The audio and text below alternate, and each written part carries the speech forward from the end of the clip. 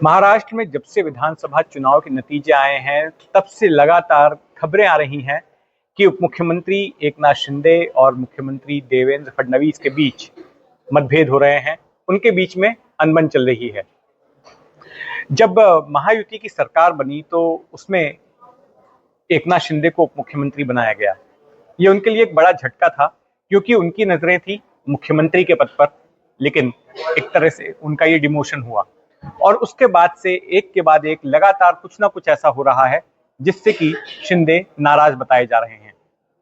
तो क्या कुछ चल रहा है इस वक्त महाराष्ट्र की महायुति सरकार में, इस पर चर्चा के लिए मेरे साथ मौजूद हैं मेरे सहयोगी रौनक कुकड़े। रौनक, सबसे ताजा मामला यह है कि एकनाथ शिंदे एक बड़ी बैठक आज बुलाई थी सीएम देवेंद्र फडणवीस ने, जिसमें कि एकनाथ शिंदे नहीं पहुंचे। क्या इसके पीछे उनकी नाराजगी मानी जा रही है, क्योंकि इसके पहले भी कई ऐसी बैठकों में वो गैर हाजिर रहे या फिर बड़ी देर से आए? जी देखिए, आज की जो बैठक थी वो इस लिहाज से महत्वपूर्ण थी क्योंकि सीएम का जो वॉर रूम है, यानी वॉर रूम इसलिए महत्वपूर्ण हो जाता है क्योंकि महाराष्ट्र के जितने बड़े टिकट साइज प्रोजेक्ट चल रहे हैं जो कि अगले 5 साल के लिए जिसे सरकार को पूरा करना है या फिर उसको लेकर आने वाले दिनों में प्लानिंग होने जा रही है, वो इम्पोर्टेंट होते हैं। उस बैठक को मुख्यमंत्री ने आज कॉल किया था और स्वाभाविक तौर पर देवेंद्र फडणवीस के बाद अगर इस सरकार में कोई नंबर 2 है, क्योंकि जिस वक्त शपथ ग्रहण भी हुआ उस वक्त देवेंद्र फडणवीस के बाद एकनाथ शिंदे ने ही बतौर उप मुख्यमंत्री शपथ ली थी। पोर्टफोलियो भी जिस हिसाब से उनको दिए गए उससे भी लगता है कि वो नंबर 2 की पोजीशन इस सरकार में रखते हैं। तो अपेक्षित था कि उस बैठक में पहुंचे, लेकिन सुबह जो आधिकारिक दौरा मुख्यमंत्री या उप मुख्यमंत्री कार्यालय से आता है, वो दौरे में आज किसी भी तरह की मीटिंग का कोई जिक्र नहीं था। ऐसे में सुबह से ही कयास लगाए जाने लगे कि वाकई में एकनाथ शिंदे आज की बैठक में पहुंचेंगे या नहीं पहुंचेंगे, लेकिन बैठक के शेड्यूल के वक्त तक जब वो वहां नहीं पहुंचे तब मीडिया में इस बात का विश्लेषण निश्चित तौर पर होने लगा कि क्या वाकई में एकनाथ शिंदे नाराज है। तो आधिकारिक तौर पर जो उनके प्रवक्ता है या फिर उनसे जुड़े जो करीबी लोग हैं वो ये कह रहे हैं कि निजी कुछ काम होने की वजह से वे आज की बैठक में नहीं पहुंचे, लेकिन जैसे राजनीति में कहा जाता है और अब तक एकनाथ शिंदे को या उनकी पार्टी को जहां तक मैं समझ पाया हूँ, जो सिग्नलिंग राजनीति में होती है वो देने की कोशिश की जा रही है। और ये जरूर कहा जा सकता है, जैसा आपने कहा कि सरकार बनने के बाद से ही ऐसे कई इंसिडेंट्स हम गिना सकते हैं जिससे कहा जा सकता है कि सरकार में एकनाथ शिंदे की जो सिंक होना जिसे कहते हैं वो सिंक नहीं हो पा रहे। जितनी जल्दी अजीत पवार सिंक हो गए वो एकनाथ शिंदे अब तक नहीं हो पा रहे। देखिए रौनक, वही तो, जब से महायुति की सरकार विधानसभा का चुनाव जीती, महायुति गठबंधन विधानसभा का चुनाव जीता, तब से पहले शिंदे इस बात के लेकर नाराज थे कि उनको मुख्यमंत्री नहीं बनाया जा रहा। फिर इस बात को लेकर नाराज हुए कि उन्हें गृह मंत्रालय नहीं मिल रहा। उसके बाद इस वजह से नाराज हो गए कि नासिक और रायगढ़ का जो है पालक मंत्री, प्रभारी मंत्री का पद उनको नहीं मिल रहा। तो किन्हीं ना किन्हीं कारणों से लगातार शिंदे नाराज होते गए। अब इस संदर्भ में एक बहुत बड़ी बात सामने आती है। संजय राउत ने अपने अखबार सामना में, अपने साप्ताहिक स्तंभ में कुछ बातें लिखी, जिसकी वजह से इस वक्त पूरे महाराष्ट्र की राजनीति में सनसनी फैल गई है। और उनका ये कहना है, उन्होंने साफ तौर पर लिखा है कि एकनाथ शिंदे और देवेंद्र फडणवीस के बीच तो टॉकिंग टर्म्स भी नहीं है, ये लोग आपस में बातचीत भी नहीं करते हैं। यही नहीं, एकनाथ शिंदे को ऐसा लग रहा है कि उनके फोन जो है केंद्रीय एजेंसियों की ओर से टेप करवाए जा रहे हैं। राउत ने यह भी बात लिखी कि एकनाथ शिंदे के खेमे के जो विधायक हैं वो देवेंद्र फडणवीस के लॉयलिस्ट हो गए हैं और वो डायरेक्टली देवेंद्र फडणवीस के साथ जुड़ने का प्रयास कर सकते हैं आने वाले वक्त में। तो जो भी बातें संजय राउत ने कही हैं उनका कुछ ना कुछ आधार तो नजर आता है शिंदे की नाराजगी में, और सिरे से इनको इनकार नहीं किया जा सकता। नहीं, जो संजय राउत की तरफ से लिखा गया है मैं ये जरूर कह सकता हूँ कि उसमें एक 70-80% बातें सही है।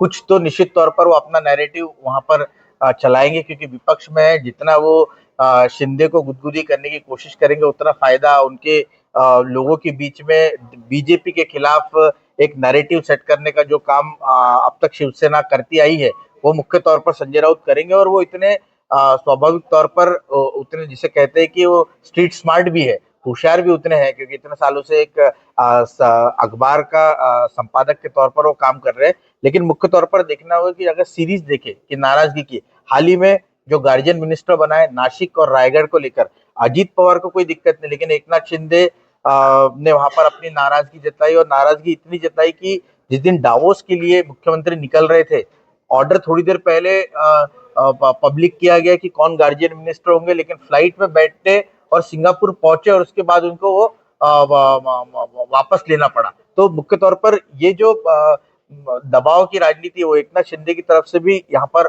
की जा रही है, और इसीलिए ये बार बार कहा जा रहा है कि एकनाथ शिंदे नाराज है क्या। और अगर लेकिन ऑप्शन क्या है, एकनाथ शिंदे के पास राजनीतिक तौर पर बहुत ज्यादा केवल नाराजगी दिखाने के अलावा बहुत ज्यादा ऑप्शन नहीं है, क्योंकि जिस तरह के नंबर सरकार में आए हैं, अजीत पवार और देवेंद्र फडणवीस साथ रहे तो भी 5 साल सरकार चलेगी। दूसरा, अगर एकनाथ शिंदे की पार्टी के विधायकों की बात की जाए तो लगभग 15 से 16 ऐसे विधायक है जो कि जीत कर है, जो पहले बीजेपी में हुआ करते थे। वो तो एंड टाइम पर जब सीटों का बंटवारा हुआ और कुछ सीटें बीजेपी को नहीं मिल रही थी तो एकनाथ शिंदे को देनी पड़ी और कैंडिडेट भी दे दिए। तो स्वाभाविक तौर पर इस सरकार में देवेंद्र फडणवीस की जो स्थिति है वो काफी मजबूत है, लेकिन स्वाभाविक है कि थोड़ा सा सिग्नल देकर अपने कुछ काम निकालने की कोशिश यहाँ पर एकनाथ शिंदे कर रहे हैं। बिल्कुल रौनक, और इसमें एक बात ये भी है कि संजय राउत ने जैसा अपने लेख में लिखा कि अजीत पवार के साथ में जो है देवेंद्र फडणवीस की करीबी हो गई, और ये बात भी कहीं ना कहीं जो है एकनाथ शिंदे को अखर रही है। नहीं, अजीत पवार जिसे कहते हैं कि समझदार राजनेता ज्यादा माना जाए, प्रैक्टिकल राजनेता ज्यादा वो नजर आते हैं। उन्हें पता है कि अपनी जितनी चादर है उतनी पैर फैलाना चाहिए, जो कहावत है वो उसको वहां पर जो है पूरी, और उनका कोई अब एम्बिशन भी नहीं रह गया मुख्यमंत्री बनने का, वो उप मुख्यमंत्री पद पे संतुष्ट है। उनके लिए तो बड़ी बात यही है कि उनके खिलाफ के सारे मामले खत्म हो गए और वो जेल जाने से बच रहे हैं। तो मुझे लगता है कि अजीत पवार के लिए यही बड़ी उपलब्धि है। नहीं, निश्चित तौर पर बीजेपी के सपोर्ट की वजह से देखिए उनकी पार्टी भी बच गई। आज महाराष्ट्र में जो कहा जा रहा है कि असली एनसीपी किसकी, चाचा को उन्होंने जो झटका देने का विधानसभा चुनाव में काम किया, उसकी वजह से अजीत पवार की तरफ अब शरद पवार गुट के लोग भी जो आने का सिलसिला है वो भी एक चुंबक की तरह बढ़ता जा रहा है। तो अजीत पवार कहीं ना कहीं आने वाले दिनों में ताकतवर भी महसूस कर रहे हैं, और उनको पता है कि अगर लॉन्ग रन राजनीति करना है तो बीजेपी के साथ रहकर ही करना होगा। क्योंकि फिलहाल अगर देखें तो देवेंद्र फडणवीस, ये तीसरी बार ऐसा देखने को मिला है कि देवेंद्र फडणवीस की लीडरशिप में चुनाव हुआ, 100 से ज्यादा सीट। इस बार तो सभी रिकॉर्ड हालांकि बीजेपी ने तोड़ दिए, लेकिन फिर भी जनता देवेंद्र फडणवीस के साथ है और चुनाव के नतीजे बताते हैं। इसीलिए अभी सरकार में किसी तरह का कोई मन मुटाव कर बाकी अभी विधान परिषद की सीटें है, राज्यसभा की सीटें, ऐसे में अगर यहाँ मन मुटाव किया तो वो सीटें उनके हाथ से निकल सकती है। इसलिए सरकार में रहकर देवेंद्र फडणवीस या बीजेपी के वरिष्ठ नेताओं से अच्छा कोऑर्डिनेशन कर जितना ज्यादा से ज्यादा लाभ इस सरकार को उठाया जा सकता है, मुझे लगता है अजीत पवार इस रणनीति पर काम कर अपनी पार्टी को मजबूत करना चाहते हैं। लेकिन एकनाथ शिंदे की बात करें तो अजीत पवार से बहुत ज्यादा डिस्कम्फर्ट है। इससे ज्यादा वो अपने आप से, क्योंकि वो मुख्यमंत्री थे और तुरंत उप मुख्यमंत्री हो गए। देवेंद्र फडणवीस की अगर बात की जाए तो उप मुख्यमंत्री पद से वो नेता विपक्ष बने और फिर उप मुख्यमंत्री बने और अब मुख्यमंत्री बने। तो जो ट्रांजिशन है वो फडणवीस का काफी ज्यादा हुआ। बीच में एक बफर था उनके लिए कि जो विपक्ष के नेता बने तो सीधे सीधे डिमोशन नहीं था, लेकिन एकनाथ शिंदे के मामले में ऐसा नहीं है कि वो मुख्यमंत्री थे फिर सीधे उप मुख्यमंत्री बन गए। अच्छा, इसी में जो मनमुटाव की जो खबर है शिंदे और फडणवीस की, इसी के बीच में एक बयान ने भी काफी सनसनी फैला दी। शिंदे गुट के ही नेता है संजय शिरसाट, उन्होंने औरंगाबाद में ऐसा बयान दे दिया, संभाजी नगर में ऐसा बयान दे दिया कि अब वक्त आ गया है कि दोनों शिवसेनाओं को एक साथ आ जाना चाहिए, और इसके लिए वो एक टेबल पर लाने का प्रयास करेंगे एकनाथ शिंदे और उद्धव ठाकरे को। हालांकि बाद में उन्होंने अपने बयान से पीछे भी हट गए वो, लेकिन उनके इस बयान ने भी सनसनी फैला दी। क्या आपको लगता है कि इसमें कुछ ना कुछ सब्सटेंस जरूर है? नहीं, देखिए नकारा नहीं जा सकता, क्योंकि संजय शिरसाट जो है एक वरिष्ठ नेता है और वो शिंदे साहब के करीबी है वाकई में। लेकिन ये बयान क्या एकनाथ शिंदे से पूछ कर दिया, तो थोड़ा सा यहाँ पर जरा थोड़ा टटोलना पड़ेगा। और जो जानकारी टटोलने के बाद ली थी तो लगता नहीं कि एकनाथ शिंदे से इस संदर्भ में कोई बातचीत संजय शिरसाट ने की बयान देने से पहले, इसीलिए फिर उनको अपना बयान बदलना पड़ा। एकनाथ शिंदे और उद्धव ठाकरे को एक पेज पर लाना है तो सबसे पहले तो उद्धव ठाकरे को मनाना पड़ेगा, और मुझे नहीं लगता है कि संजय शिरसाट में वो काबिलियत है कि वो उद्धव ठाकरे के साथ टेबल पर बैठकर कोई बातचीत कर सके। तो अभी फिलहाल ये है कि बीजेपी उद्धव के नजदीक जाती है, इसलिए इस तरह का बयान देकर थोड़ा बीजेपी को भी डिस्टर्ब करने की, जो महाराष्ट्र में इसके पहले भी कई बार होता रहा है। जब पवार और बाला साहब थे तो कांग्रेस को इस्तेमाल करने के लिए भी इस तरह से शरद पवार करते थे, तो वही टेक्निक है। इस पर बहुत ज्यादा कुछ उन्हें हासिल होगा ऐसा लगता है। जी बिल्कुल रौनक। तो 2019 में, अब से 5 साल पहले, महाराष्ट्र की सियासत में जो ड्रामेदार घटनाक्रमों का सिलसिला शुरू हुआ था वो अब भी लगातार जारी है। कैमरामैन संदेश बायकर के साथ जितेंद्र दीक्षित, एनडीटीवी, मुंबई।